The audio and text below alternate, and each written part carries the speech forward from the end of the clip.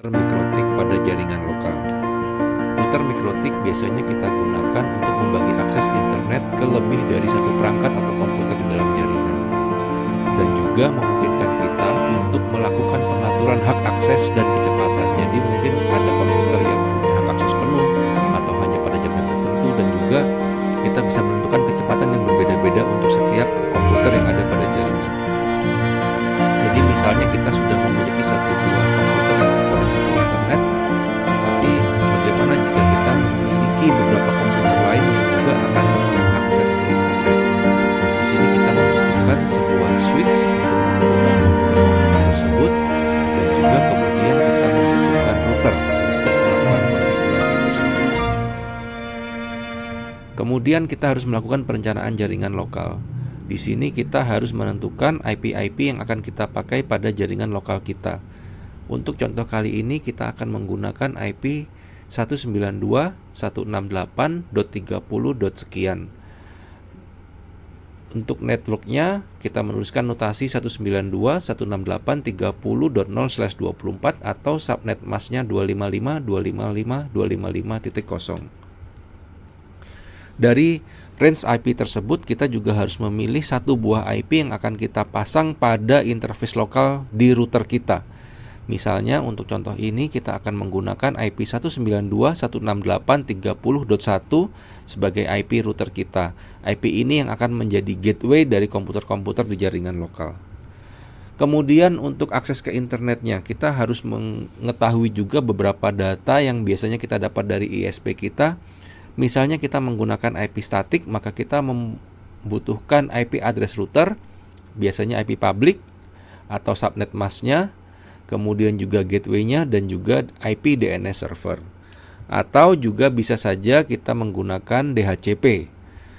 Atau juga misalnya kalau kita menggunakan DSL, biasanya kita menggunakan sistem PPPoE, di mana kita membutuhkan informasi, kita harus tahu service name dan juga passwordnya. Pertama-tama kita akan melakukan konfigurasi IP address pada laptop kita.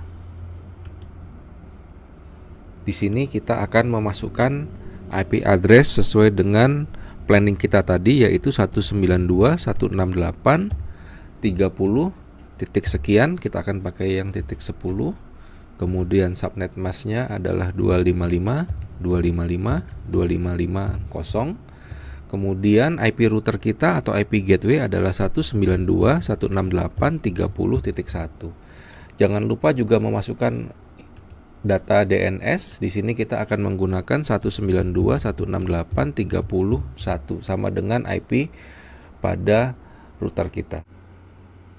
Selanjutnya kita akan melakukan konfigurasi awal untuk perangkat router board kita.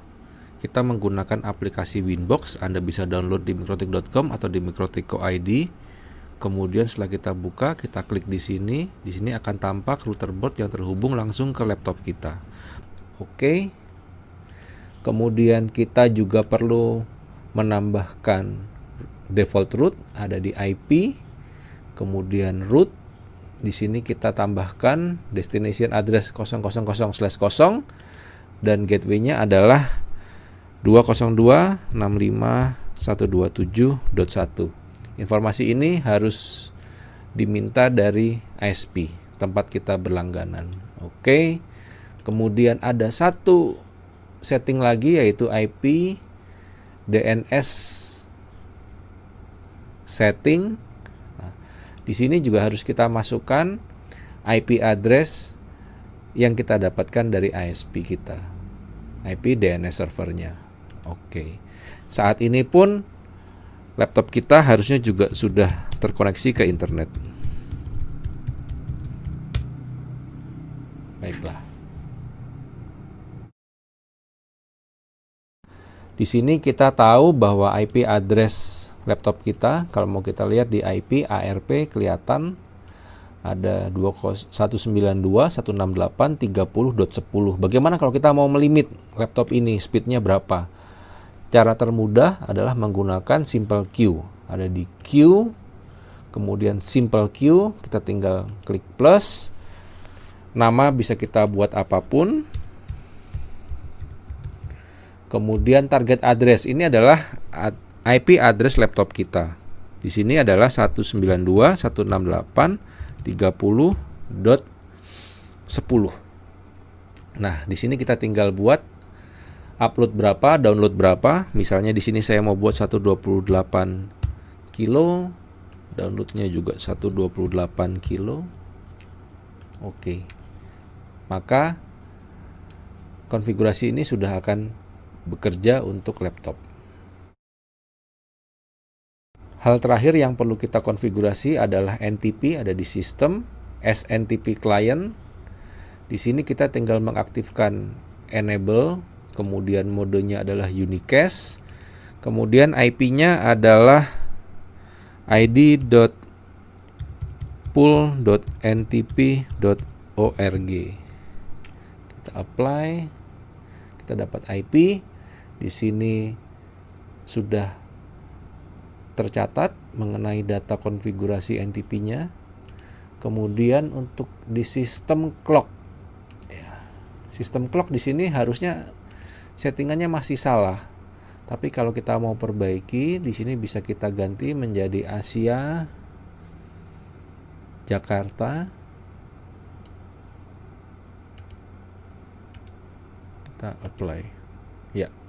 Seharusnya sekarang konfigurasi waktunya sudah benar, dan meskipun router boardnya kita restart, waktu akan menunjukkan dengan benar.